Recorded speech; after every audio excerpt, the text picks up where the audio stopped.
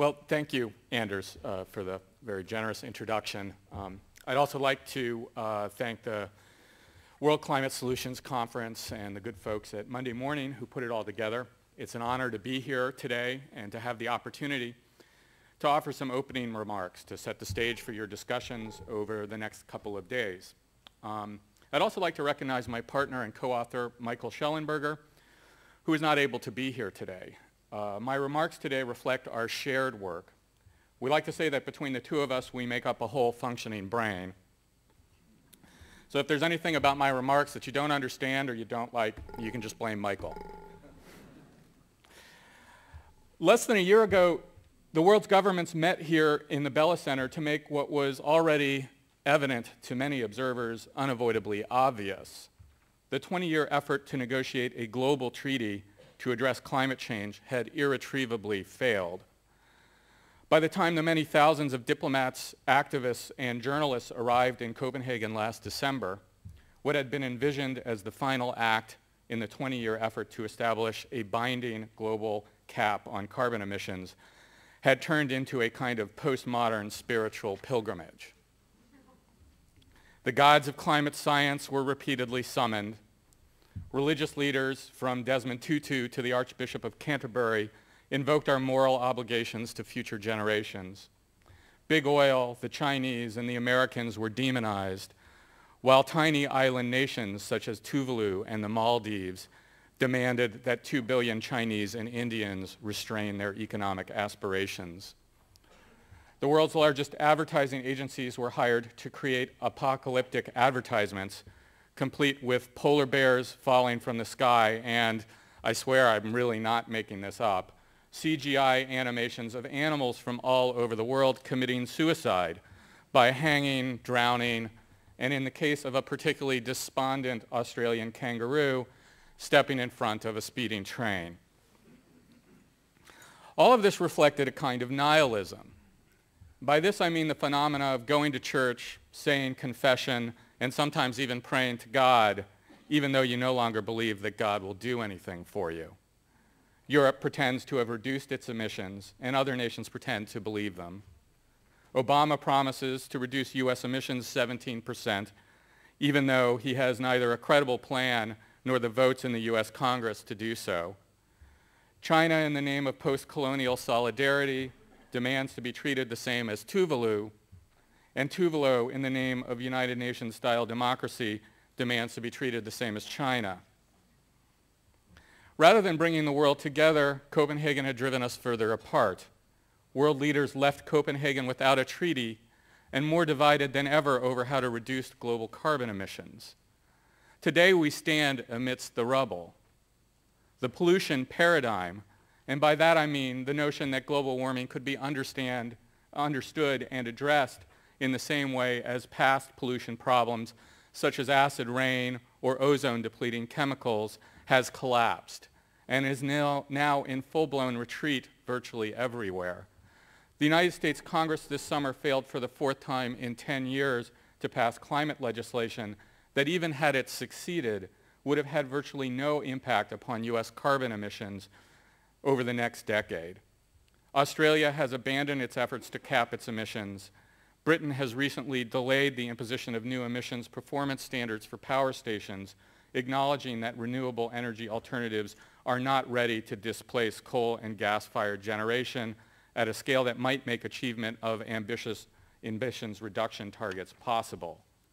Even the European Union, which will likely meet its Kyoto commitments, will do so primarily thanks to the collapse of Eastern Bloc economies in the early 90s and the collapse of the global economy in 2008. This during a period of rapid deindustrialization of most EU economies. Calculated on a consumption basis rather than a production basis, EU emissions have almost certainly risen during this period. Meanwhile, international efforts to achieve a legally binding agreement to reduce global emissions continue to founder upon the same set of seemingly impossible political and economic and technological dilemmas that have confounded efforts to limit global emissions for almost 2 decades. In this sense, Copenhagen was both the end of something old and the beginning of something new. It marked the end of the idea that we would solve global warming through a single global treaty to reduce carbon emissions. The end of the idea that carbon caps, regulations, and markets would be the primary driver of the clean energy revolution that will be necessary to address climate change. And the end of the idea that the central obstacles that we face to addressing the issue are political, not economic and technological. And it marks the beginning of a new era in which the true nature of the climate challenge and what it demands of us have become fully apparent. So let us move on now to those challenges. The first place that we must begin is the sheer scale. We are today a planet of 6 billion humans. By 2030, there will be over 8 billion of us, and by 2050, there will be close to 10 billion. As a result, global energy use over the period will probably double and more likely triple, even as we are told by the IPCC that we must cut global carbon emissions in half. Second, we must recognize that these levels of emissions reductions will not be achieved through conservation or lifestyle changes. There may be many reasons to downscale our economic aspirations and dematerialize our consumption, but climate change is, in fact, not among them. Old ideas about the limits of growth and steady-state economics have come back into vogue in recent years as emissions have continued their inexorable rise and resource depletion has accelerated. But the very simple math of global population and global economic development is unrelenting and unforgiving. Let us grant the much contested happiness threshold for the moment. This is the idea that once people are able to meet their basic economic needs at around an income of about $15,000 a year, additional wealth does not result in additional well-being. But even if we redistributed all of the excess income that is today in the hands of developed world populations, achieving such a level for a global population of 9 billion would require the global economy to more than double in size. So steady-state economics offers little promise. In order to meet the basic human needs and aspirations of our growing global population, the global economy must expand substantially. Finally, we must consider the question of energy technology. Despite much progress, low-carbon energy technologies still cost vastly more than fossil fuels when all is said and done. Despite the great expense to which many developed economies have gone to both price carbon and subsidize the deployment of clean energy technology, those technologies are still not able to compete with fossil fuel-based energy. Now, some here and elsewhere will object that such comparisons fail to fully account for the full and externalized costs of fossil fuels. But here we should consider that even were we able to achieve agreement on what those costs actually were, and to convince political economies around the world to impose those costs upon their energy economies, the resulting tariff might still be insufficient to drive a rapid transition to a clean energy economy. The carbon price equivalent for Germany's solar feed-in tariff is over $500 per ton. For China's solar feed-in tariff, it's almost $300 a ton. Even wind energy, the cheapest present-day renewable technology, still requires subsidies that are substantially greater when calculated as carbon price equivalents than any carbon price that has been seriously proposed or implemented in the United States or Europe. And these carbon price equivalents do not even account for the substantial further costs associated with transmitting and storing intermittent sources of energy, such as wind and solar power. Once we have come to terms with these three critical concepts, that the global population and the global economy will continue to grow, that modernizing economies in both the developed and developing worlds will continue to use more energy, not less, even as they use the energy more efficiently, and that we do not, in fact, have all the technologies that we need to address global warming, we can begin to think more clearly about what this particular moment demands of us and what it is that we must do. So let us turn now to that question. What must we do? Well, to start, we must make clean energy cheap. There will be no political solution to climate change, no binding international agreement to substantially reduce emissions, and no effective carbon caps until low-carbon technologies are much cheaper than they are today. Successful efforts to drive down the cost of clean energy technology will rationalize direct public investments to deploy new technology by demanding that those technologies demonstrate significant cost reductions and performance improvements before they receive further investment. Public sector investments will lead those efforts, and private sector investments will follow. And the primary means through which we will do that will be direct procurement mechanisms, not indirect market mechanisms.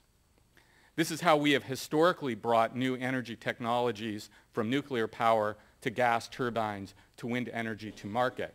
And if you find yourself doubting my argument, just look out the windows here at the Bella Center, the wind energy revolution that you see all around you and that Denmark has led for the last 2 decades was not made possible by market signals, carbon prices, or private capital, but rather driven by extraordinary and direct state investments in the development and deployment of multiple generations of wind turbine designs.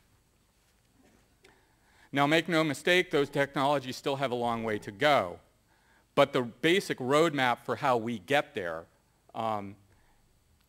ironically, does not centrally involve the policy levers that have been the central focus of climate policy at both the international and national level for almost 2 decades, namely carbon caps and carbon pricing. And indeed, when we look at the most radical and rapid effort to advance clean energy technologies in the world, that is presently occurring in China, which has neither a price on carbon nor a cap on emissions and continues to adamantly resist both.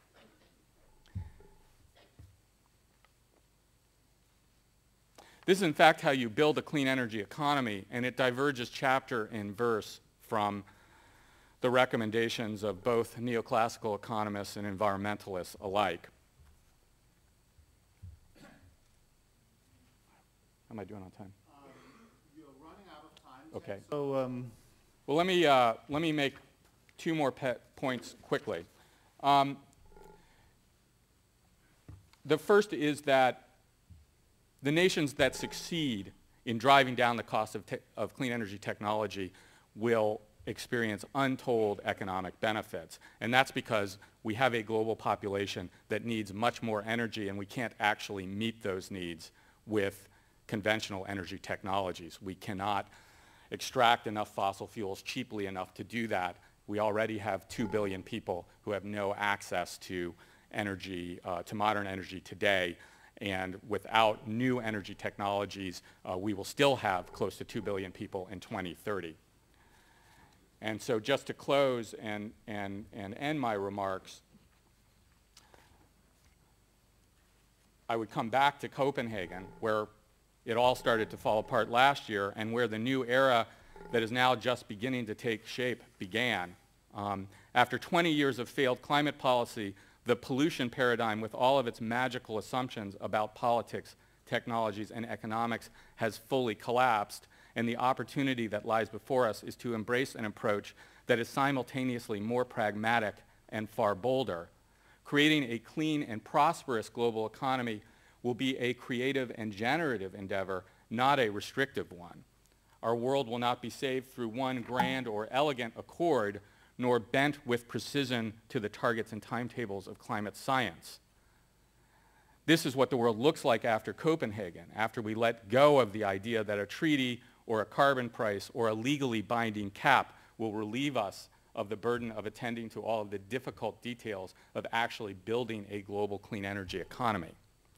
And so I leave you now today with the far more eloquent words of the great American novelist David Eggers. Eggers lost both his parents to cancer at the age of 21, and reflecting on the experience and how it had shaped his life, he observed, "On the one hand, you are so completely bewildered that something so surreal and incomprehensible could happen. At the same time, suddenly the limitations or hesitations that you might have imposed on yourself fall away. There's a weird optimistic recklessness that could easily be construed as nihilism, but is really the opposite. You see that there is a beginning and an end, and that you have only a certain amount of time to act, and you want to get started." And this is the spirit that I hope we can all grab hold of now, an optimistic and experimental recklessness. What this moment demands of us is imagination, not magical thinking. It demands that we get on with the hard and collective work of inventing and engineering our way to what will always be partial and imperfect solutions. It demands that we get started. Thank you very much.